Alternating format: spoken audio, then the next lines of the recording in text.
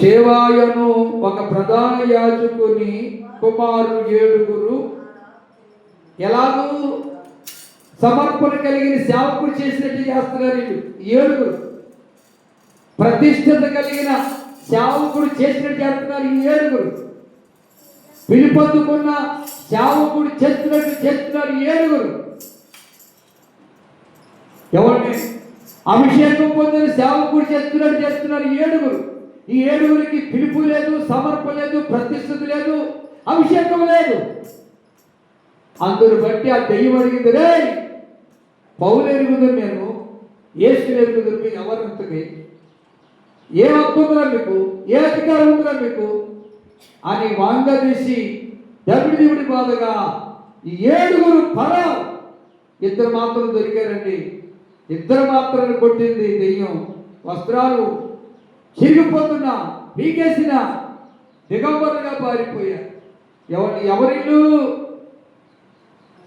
అభిషేకం లేని 7, సమర్పణ లేని 7, పిలుపు లేని 7, ప్రతిష్టత లేని 7 కూడా మేము చేస్తామని ఎవరు చేసినట్టు చేయాలనుకున్నారు?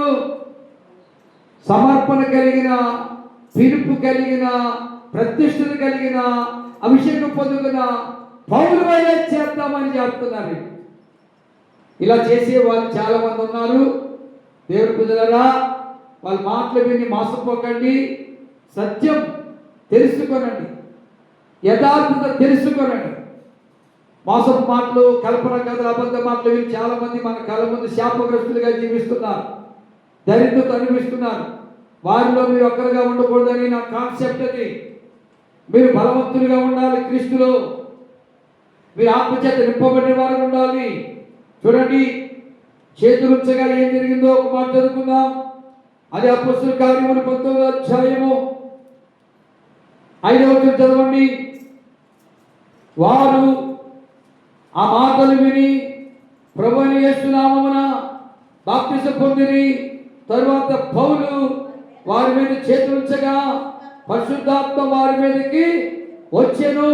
అప్పుడు వారు భాషలతో మాట్లాడుటకును ప్రవచించుటకును మొదలు పెట్టి చప్పులు పెట్టి పరిశుద్ధాత్మ దేవుని కనపరుచుకుందాం. ఎప్పుడు వారు భాషలతో మాట్లాడుతున్నారు, ఎప్పుడు వారు ప్రవచించడానికి మొదలు పెట్టారంటే అపోస్తలుడైన పౌలు గారు ఒక సత్యాన్ని చెప్పాడు.